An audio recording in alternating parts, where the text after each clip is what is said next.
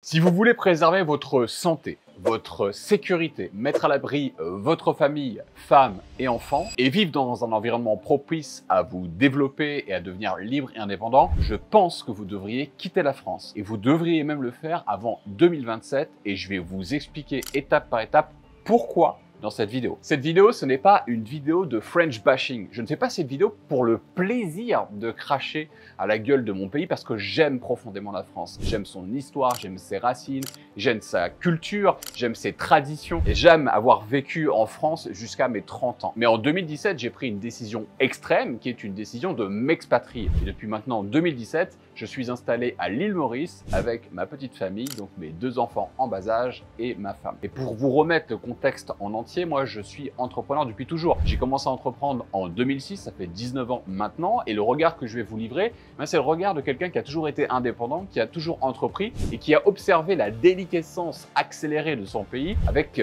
ces dernières années et tous les événements qu'on a pu connaître qui nous amènent jusqu'ici. Et je pense qu'aujourd'hui, nous sommes à un tournant fatidique où les choses vont définitivement basculer. Si vous êtes un père de famille ou une mère de famille et que vous vous inquiétez pour l'avenir de vos enfants, ou si vous n'avez pas encore d'enfants mais que vous aspirez à un futur positif, stable et inspirant, et que vous êtes sincèrement inquiet quant à l'avenir de votre pays, eh bien cette vidéo elle est faite pour vous parce que je vais vous proposer des solutions concrètes pour échapper à ce destin funèbre et surtout pour ne pas couler avec le navire qui est en train de prendre l'eau, et je vais vous le prouver dans un instant. On va voir à travers les 5 piliers importants qui font qu'un pays est intéressant ou pas. On va commencer avec le premier pilier, c'est celui de la sécurité. Alors ça, c'était vraiment le déclencheur de mon départ en France en 2017 avec les attentats terroristes qui avaient eu lieu quelques années auparavant en 2015, et depuis, ça n'a fait que s'empirer. C'était une menace qui existait peu à l'époque et qui aujourd'hui est omniprésente. Donc on le sait maintenant, la France a été attaquée plusieurs fois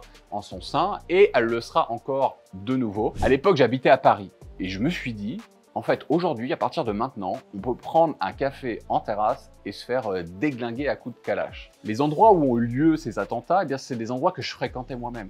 Quand j'allais m'encanailler un peu, j'allais profiter d'un bon concert avec mes amis, que j'allais voilà, profiter de la vie tout simplement comme un jeune parisien, eh bien ces endroits n'étaient plus protégés. Et ça a vraiment eu un impact majeur dans ma décision de bouger, parce que je me suis dit, mais attends, ça arrive dans la ville lumière, la capitale de France. Ça a donc planté cette fameuse graine. Mais c'est pas tout, on va parler maintenant de faits. Tout d'abord avec l'indice de criminalité de la France, qui a explosé ces dernières années. Elle est passée de numéro 10 en Europe à numéro 1 depuis maintenant 2024, en passant devant la Biélorussie et l'Ukraine. Donc quelque part, j'ai eu le nez fin parce que déjà en 2017, on était en 10e place, et aujourd'hui, en Europe, en 2024, nous sommes le premier pays avec l'indice de criminalité le plus haut de toute l'Europe. C'est absolument énorme. 120 attaques à l'arme blanche par jour en France. On a maintenant des faits divers sordides qui sont devenus en fait des faits courants. Combien de fois par semaine, chaque jour, les médias relatent des faits divers, et pas tous encore, de personnes qui se font planter, qui se font tuer pour un échange de regards, pour une petite affaire de parole blâme placée à la sortie d'une boîte de nuit, ou encore parce que quelqu'un a piqué une place de parking à un autre, il lui a fait une queue de poisson. Aujourd'hui, c'est ça la réalité. On peut mourir d'un coup de couteau pour rien, même pour 20 balles ou 10 balles.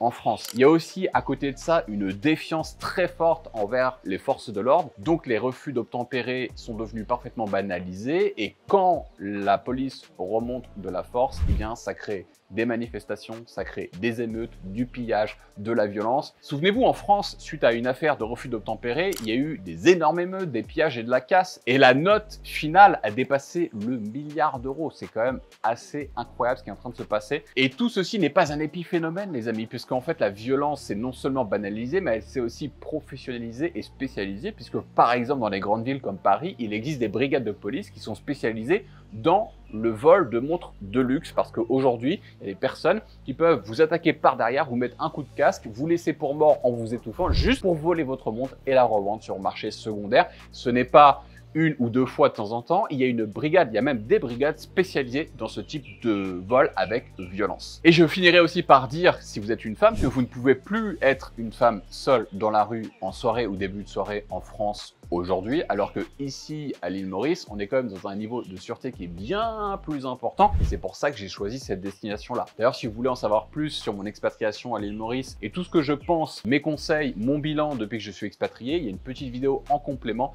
qui vous fait le bilan de l'expatriation ici avec des conseils et des recommandations de ma part. Allez la regarder parce que je pense que ça pourrait vous plaire. Le deuxième pilier, c'est celui de la santé. Alors, on a longtemps dit que le système français était le premier système de santé au monde, qu'il fallait fièrement le défendre et que la majorité des pays du monde nous jalousaient grâce à ce dernier. Mais ça, les amis, c'était avant. Parce qu'aujourd'hui, le système de santé français est en faillite et il dégringole dans les classements. On pouvait avant prétendre à la première place, mais aujourd'hui, on est devenu le 11e pays européen en matière de classement de santé. Mais c'est pas tout, puisque la dégringolade mondiale a elle aussi fait son effet, puisqu'on est au minimum classé 20e en termes de meilleur système de santé au monde. Et quand je dis que je vis à l'île Maurice, on me dit souvent, mais comment tu vas faire pour te soigner? Et si jamais tu as un cancer, les gens me souhaitent beaucoup d'avoir le cancer, ils sont très sympas. Ils disent, mais en France, on a quand même le premier système de santé au monde, etc. Non, pas du tout. On est soit 11e européen au mieux, soit 20e au niveau mondial. Et aujourd'hui, quand on le compare au système américain, vous savez, le fameux système pourri où les gens meurent partout, même dans la rue, eh bien, vous devriez savoir qu'aujourd'hui, une personne atteinte d'un cancer a plus de chances d'avoir été correctement diagnostiquée et soignée aux États-Unis par rapport à la France. Je répète, aujourd'hui, si vous avez un cancer, votre chance de diagnostic et de survie est meilleure aux États-Unis, qui a soi-disant l'un des pires systèmes de santé au monde, par rapport à la France. C'est quand même pas rien. Je vous rappelle également qu'il y a des gens qui meurent aujourd'hui dans les couloirs des urgences en France parce que les hôpitaux sont saturés et que les médecins ont malheureusement l'obligation de faire un tri des patients. Ça vous rappelle quelque chose de la période du coco? Eh bien, figurez-vous que les hôpitaux étaient déjà saturés avant cet événement et qu'aujourd'hui, ils le sont toujours. Et qu'aujourd'hui, on oublie des personnes âgées dans les couloirs qui meurent. Et là, je pense qu'on est très loin d'être digne du fameux classement des meilleurs systèmes de santé du monde. Je pense qu'on en est même très loin. Et n'oublions pas maintenant que ça fait des décennies que le trou de la sécurité sociale se creuse et creuse encore. Donc il y a plusieurs livres qui étudient ça, plusieurs études qui ont cherché à comprendre le pourquoi du comment, mais il n'y a pas de solution parce qu'en fait, en termes de politique, et j'en reviendrai dans un pilier juste après, la solution est impossible en fait. Elle est politiquement introuvable et mathématiquement extrêmement compliquée et ça demanderait un changement profond de paradigme pour y arriver. Donc ça n'arrivera pas, ça n'arrivera uniquement qu'en cas de faillite du pays où là, toutes les cartes seront rabattues. Mais j'espère que d'ici là, vous serez partis. Et aujourd'hui, on parle beaucoup d'écologie, de pollution, etc. Et j'aimerais là aussi vous parler d'une statistique qui a toute son importance puisqu'il s'agit de la qualité de l'air et de la pollution. En France, nous sommes à la 34e place mondiale en termes de qualité de l'air et d'impact de la pollution sur nous. C'est-à-dire qu'aujourd'hui, il y a des gens qui meurent de maladies, de cancers liés à la pollution en France. À l'île Maurice, nous faisons partie du top 7 des meilleurs pays au monde avec l'une des meilleures qualités au monde de l'air, juste pour vous dire. Et c'est l'un des pays également en France qui consomme le plus d'antidépresseurs au monde. Pendant longtemps, on était en première place. Aujourd'hui, on fait partie des meilleurs élèves, en tout cas des pires élèves du coup. Mais c'est pour vous dire aussi qu'il y a une ambiance en France. On connaît le français râleur, on connaît le français pas content. Moi, je le connais bien parce que depuis que je suis installé à l'île Maurice, vous savez, je fais des vidéos bilan, je parle de ma vie d'expatrié, etc. Et je me fais copieusement insulter souvent dans les commentaires. Et je pense qu'en dessous de ces vidéos-là, eh bien, il y aura aussi des gens qui m'insultent, qui ne seront pas d'accord avec moi et qui me diront que tout ceci est parfaitement immoral et que je crache dans la soupe et ceci et cela. D'ailleurs, je leur répondrai à la fin de la vidéo. Troisième pilier, et celui-ci, il va faire grincer les dents puisqu'il s'agit du pilier de l'éducation. Aujourd'hui, nous assistons à un véritable affaissement de la culture générale et du niveau de français et également de mathématiques, également de sciences. Je pourrais faire une vidéo d'une demi-heure, 3/4 d'heure uniquement sur ce sujet-là, mais on va faire beaucoup plus rapide et efficace. La France dégringole honteusement dans le classement, notamment un classement très important qui est le classement PISA. Elle a perdu plus de 19 points en seulement 4 ans et se classe 28e, 28e en compréhension de l'écrit, soit en dessous de la moyenne de l'OCDE. Et la chute est la même au niveau de la science, des mathématiques et des autres matières. Et je me suis attardé spécifiquement sur cette statistique de l'écriture et de la lecture parce que on peut évaluer la qualité d'un peuple et son évolution à travers le temps, à travers la capacité à réfléchir, à écrire, à lire et à émettre des idées. Si vous ne faites que descendre dans ce niveau-là, alors ça veut dire que votre niveau général en tant que civilisation est en train de baisser, tout simplement. Si vous ne pouvez plus transmettre les idées, si vous ne pouvez plus améliorer vos idées, si vous ne pouvez plus émettre et échanger à travers des problématiques qui peuvent être subtils avec un niveau de compréhension et de vocabulaire élevé, alors vous êtes une civilisation en fin de course. Autre sujet, c'est celui de l'anglais. Je me souviens très clairement, lorsque j'étais à l'école primaire publique, on avait commencé à introduire l'anglais en classe. Et je me souviens de mes professeurs de l'époque qui parlaient avec un accent terrible et qui ne maîtrisaient pas du tout le sujet. Ensuite, j'ai eu la chance d'avoir été dans un collège privé. Mes parents se sont saignés, ils sont commerçants et ils ont pu mettre de l'argent de côté pour me mettre dans une option bilingue où j'avais 7 heures d'anglais par semaine. Aujourd'hui, je comprends très bien l'anglais, je le parle aussi correctement, même si j'ai toujours un accent éclaté. Mais tout ça pour le mettre en perspective par rapport au niveau d'anglais moyen qui n'a absolument pas progressé en France, malgré le fait qu'aujourd'hui, ce soit même plus un luxe, c'est un standard comme un autre. Le luxe, ce serait de parler au minimum 3 ou 4 langues, dont le chinois, puisqu'aujourd'hui, c'est le pays qui est en passe de devenir numéro 1 en matière d'économie. Mes enfants, par exemple, vont à l'école anglaise. C'est un choix conscient de les avoir mis à l'école anglaise ici à Maurice pour justement être bilingue le plus tôt possible et avoir de nombreuses possibilités dans la vie plus tard pour leur projet professionnel, que ce soit en tant qu'entrepreneur ou dans le milieu du salariat. Il est évident qu'aujourd'hui, par rapport à un élève français moyen qui va dans une école française publique et l'enseignement dont peuvent bénéficier mes enfants, eh bien c'est vrai qu'à la sortie, il y aura une différence énorme. Et donc moi, en tant que père de famille, mon but, c'est de protéger au mieux ma famille et de faire en sorte que mes enfants puissent avoir le maximum de chances à la sortie de leurs études et aussi à la sortie du foyer, on va dire, une fois qu'ils seront majeurs. Donc ne tirons pas sur les ambulances, faisons simplement un constat. Les professeurs sont dépassés, les pauvres, c'est pas forcément de leur faute, harcelés, menacés aussi, violemment maintenant de plus en plus. On voit quand même passer maintenant des cas de professeurs ou des mouvances de professeurs qui sont quand même historiquement de gauche et plutôt socialistes, tournés à l'autre côté de l'échiquier politique, ce qui est quand même assez nouveau et je pense que c'est un signal fort de ce qui se passe aujourd'hui en France. Sans oublier le dernier point maintenant, puisque l'éducation est aussi gangrénée par le wokisme qui est omniprésent avec notamment l'écriture inclusive. On voit bien que le niveau global baisse. Pourquoi il y a des gens qui militent pour complexifier cette langue, puisque l'écriture inclusive n'inclut pas, elle exclut car elle devient encore plus complexe et surtout, elle retire du sens au langage. Je vous invite à faire quelques recherches, on peut le démontrer très rapidement. Bon, heureusement, cette erreur n'a pas été validée et ne fait pas partie du programme officiel, c'est juste le délire de certaines personnes qui font du militantisme et qui ont décidé de rendre la vie des jeunes élèves et des jeunes Français encore plus difficile qu'elle ne l'est déjà. Il y a également la dictature de l'égalitarisme à tout prix, quitte à faire baisser le niveau. On voit le niveau du bac aujourd'hui par exemple, et du gauchisme partout, avec l'éducation sexuelle pour les tout petits, les lobbies LGBT qui s'incrustent dans les cours de nos enfants, des lectures avec des drag queens en lisant un livre Jean porte une jupe par exemple. Voilà, la dérive elle est totale. Moi je suis farouchement opposé à ça et c'est aussi une des raisons pour laquelle mes enfants sont à l'école anglaise classique ici et c'est très bien comme ça. Quand ils seront majeurs et vaccinés, ils pourront faire leur propre choix, mais ces lobbies-là et ces idées n'ont rien à faire dans une salle de classe, surtout auprès de petits enfants qui n'ont rien demandé. Quatrième pilier, et celui-là, il est important, on va parler de la vie publique, mais surtout de la vie politique. J'en parle parce qu'on sort tout juste d'une période très tendue en France, notamment avec les élections européennes puis législatives, et qui laisse le pays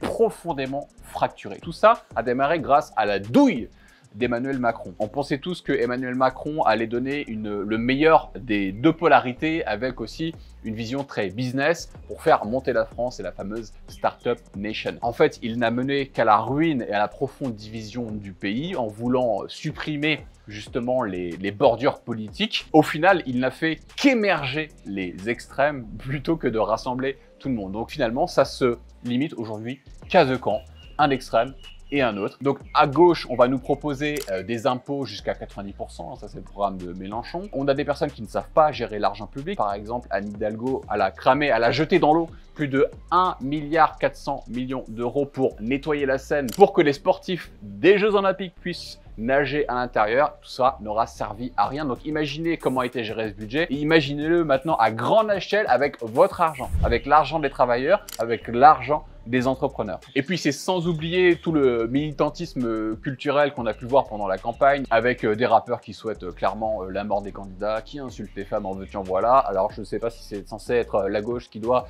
défendre les valeurs du féminisme, etc. Et entre-temps qui laisse quand même d'autres artistes insultés, menacés de mort, des personnes de la vie publique, qu'on les aime ou pas. Moi, je trouve ça quand même assez étonnant. Donc, c'est ingouvernable et puis c'est économiquement complètement intenable. Et de l'autre partie de l'échiquier politique, c'est la même chose. De toute façon, c'est plus populiste qu'autre chose et l'économie qui est proposée dans leur programme n'est pas une économie centrée sur le développement économique et du business. C'est en fait finalement une économie pratiquement de gauche qui est populiste aussi et qui n'amènera jamais rien de positif pour toutes les personnes comme vous si vous souhaitez entreprendre et vous lancer à votre compte ou que vous êtes déjà un entrepreneur du digital ou pas. Aucune des deux polarités n'a quelque chose de positif à vous proposer dans votre cas. Ce qui va être mis en avant, ça va être oui, on va vous donner plus de retraite, on va vous donner un plus gros SMIC, plus de RSA, plus d'aide, plus de facilité. Mais les amis, qui va financer ça à votre avis? L'argent n'est pas magique et ces gens-là ne le savent pas puisqu'ils n'ont jamais géré d'entreprise et de business. Ils ne connaissent pas la valeur du travail et de l'argent. Ils ne savent pas ce que c'est que de devenir indépendant par ses propres efforts et son propre intellect. Donc ils veulent distribuer en faisant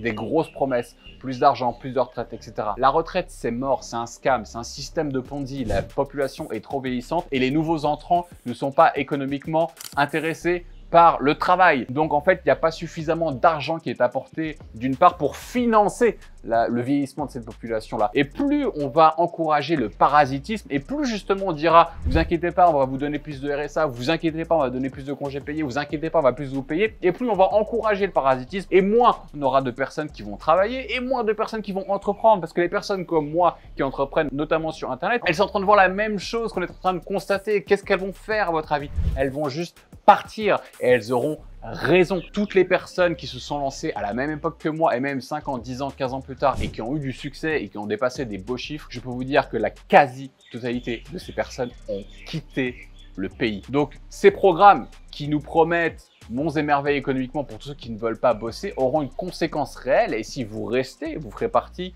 de ceux qui seront exploités pour financer tout ça. Et en plus, on vous crachera à la gueule pour vous remercier parce qu'en France, on n'aime pas les entrepreneurs, on les aime uniquement quand ils galèrent, pas quand il y en a de l'argent. Donc qu'est-ce qui va se passer en 2027? Comme on a pu le voir déjà maintenant, c'est soit l'extrême gauche, soit l'extrême droite, à savoir la mort des entrepreneurs et de la classe moyenne et moyenne supérieure au profit des parasites et autres personnes qui ne voudront pas travailler ni contribuer à ça. Vous serez les seuls à faire tourner la machine et ce sera pour des gens qui vous détestent. Dernier pilier, celui du business et des finances, très important parce que c'est une chaîne pour les entrepreneurs et ceux qui veulent se lancer sur Internet. Bon, on l'a compris, Macron et ses prédécesseurs, c'était vraiment pas ouf puisque la dette nette des administrations publiques s'élève aujourd'hui à 2 922 milliards d'euros en 2024. C'est 900 milliards de dettes en plus depuis que Emmanuel Macron est devenu président de la République. Je vous rappelle qu'il a travaillé pour Rothschild et que c'était un des génies de l'économie et du business. Mais ça, c'est pas tout parce qu'il faut aussi être vigilant aux signaux faibles qu'on peut observer,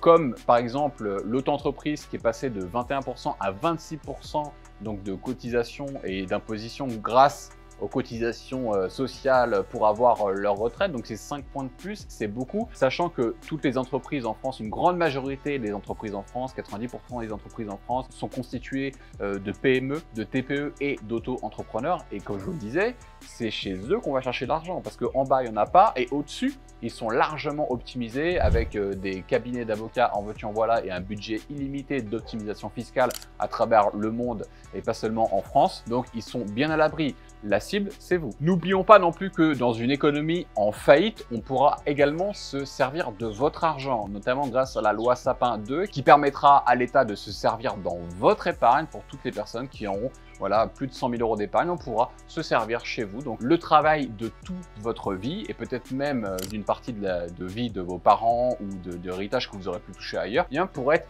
complètement susurré par des incompétents qui ont mené le pays à la faillite et vous n'aurez pas votre mot à dire, il faudra juste dire merci parce que voilà, ce sera pour vous sauver évidemment. Et comme je vous le disais auparavant, si on passe dans une économie d'extrême gauche, on aura des impositions pour cette classe moyenne et les entrepreneurs jusqu'à 90%, des retraites à 60 ans qui sont infinançables, un SMIC à 2 000 euros qui est infinançable, des taxes même sur votre héritage parce qu'aujourd'hui il y a déjà, on peut atteindre je crois jusqu'à 40 ou même plus d'imposition sur l'héritage. Maintenant ils veulent aller encore plus loin pour rabattre les cartes et renforcer l'égalité. Il y aura aussi un renforcement de l'exit tax. Peut-être que vous ne le savez pas, mais aujourd'hui, si vous quittez le pays, on tape à la porte toc toc toc, vous voulez partir? Ah, mais il faut payer. Donc une taxe de sortie qui est indexée sur vos actifs et qui sera doublée, triplée, peut-être pour éviter les personnes comme moi d'éviter de partir.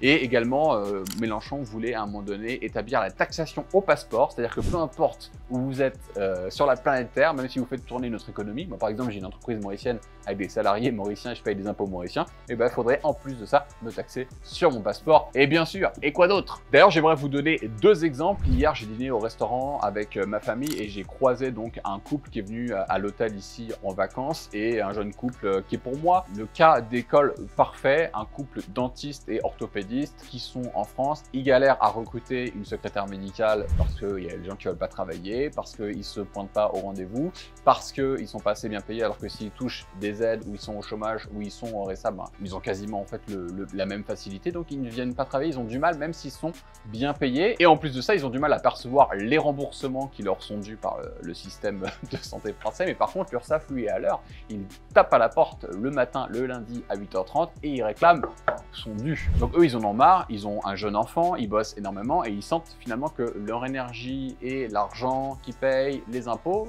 ils retrouvent pas forcément de l'autre côté de la balance l'équivalent de tout ce qu'ils donnent. Donc ils se posent la question de partir. Le dernier exemple, eh bien, c'est celui de mes parents qui ont créé un restaurant il y a plus de 25 ans maintenant et qui l'ont transmis à mes frères. Et aujourd'hui, mes frères, s'ils devaient lancer une affaire de restaurateur en partant de zéro, ils ne pourraient pas le faire aujourd'hui. Ce ne serait pas rentable, ce ne serait pas économiquement possible. Aujourd'hui, ils sont propriétaires de leur fonds de commerce et des murs. Et s'ils devaient commencer de zéro pour en vivre, ça serait absolument impossible avec les charges, l'augmentation du coût des matières premières, du gaz, de la nourriture, etc.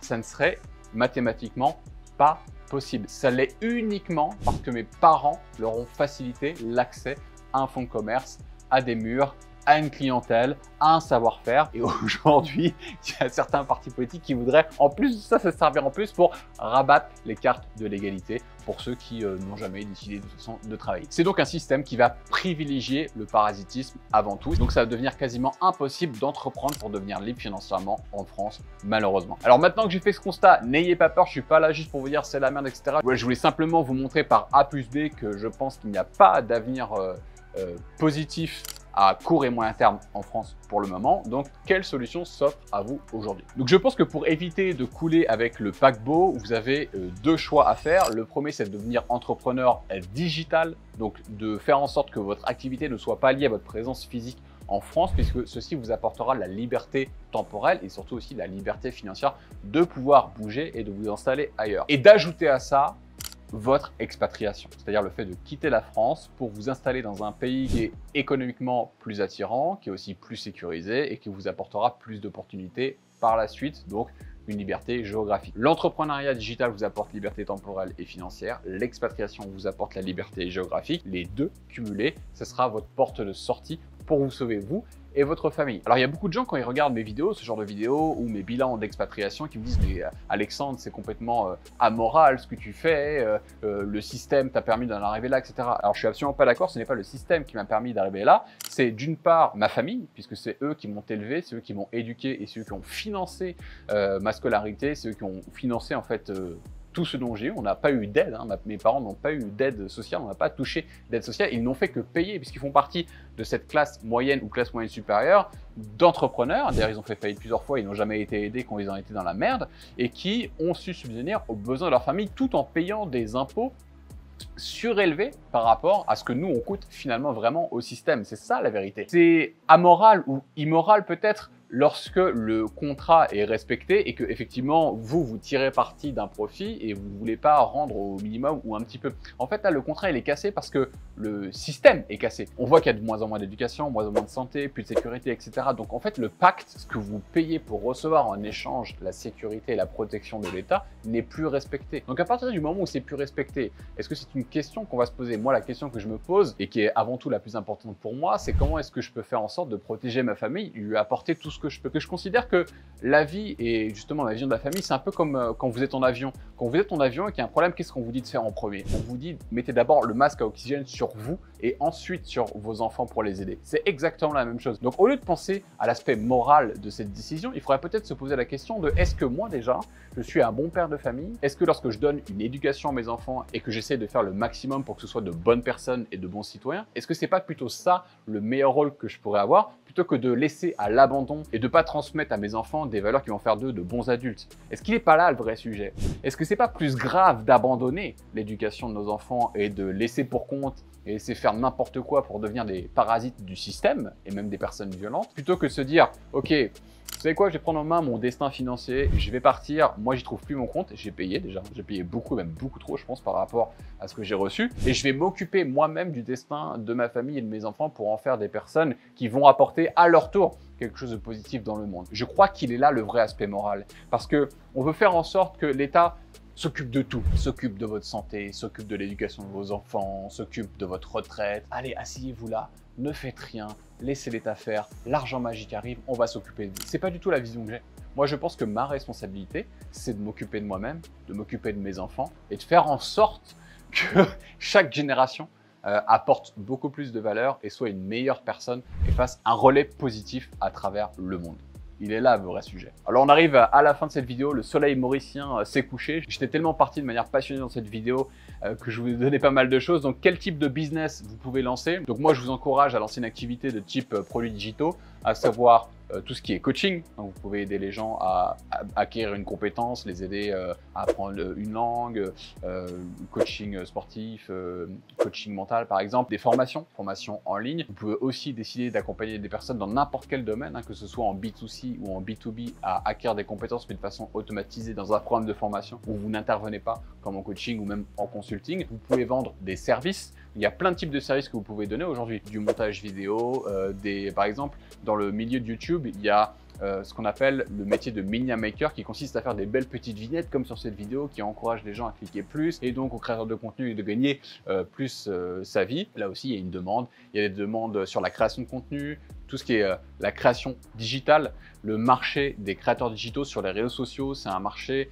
de plusieurs milliards de dollars et qui va atteindre plus de 400 milliards de dollars dans les 5 prochaines années. C'est une économie énorme, l'économie des créateurs de contenu. Il y a beaucoup de choses que vous pouvez faire donc dans cette économie des créateurs digitales. Vous pouvez être assistant, vous pouvez être community manager, vous pouvez être copywriter, il y a plein de choses dans lesquelles vous pouvez vous lancer, d'autres qui ont plus de potentiel, d'autres qui ont moins de potentiel. Mais en fait, il y aura toujours du potentiel pour ceux qui sont bons. Parce que oui, il y aura de plus en plus de personnes sur ces créneaux et c'est pas l'Eldorado dans tous les créneaux, mais si vous êtes bon, il y aura toujours de la place pour quelqu'un de passionné et d'extrêmement compétent dans son milieu. Et maintenant, peut-être vous posez la question de où est-ce que vous pouvez aller vous installer et comment faire. Aujourd'hui, j'ai identifié au moins 5 destinations qui pourraient vous accueillir si vous êtes entrepreneur dans le digital ou que vous vous lancez dans le service et que vous pouvez faire ça de où vous voulez. Il y a le Costa Rica, l'île Maurice, Bali et Dubaï. Il y en a d'autres, mais c'est 5 destinations qui ont vraiment un rapport qualité-prix qui est excellent et dans lequel vous aurez la sécurité et tous les piliers positifs que je viens de lister de l'autre côté, qui sera vraiment l'opposé de la France. Ça tombe bien, j'ai des ressources à vous proposer. Si vous voulez apprendre à lancer donc votre business de produits digitaux, il y a une masterclass qui est disponible dans laquelle je vous explique comment faire. Vous l'avez en fiche ou en lien juste en dessous. Je vous offre également mon guide pour vous expatrier à l'île Maurice gratuitement. Là aussi, vous aurez en fiche et en ressources et mon livre Lettre d'un entrepreneur qui explique mon parcours et tout ce que j'ai mis en place pour arriver à la liberté. Voilà, c'était un appel, un cri du cœur, une argumentation. J'espère que vous trouverez votre compte. N'hésitez pas à me laisser un commentaire si vous avez des questions. Moi, je vous souhaite plein de bonnes choses pour vous et de prendre les bonnes décisions avant 2027, puisque après, il sera probablement trop tard, comme je vous l'ai expliqué, pour partir.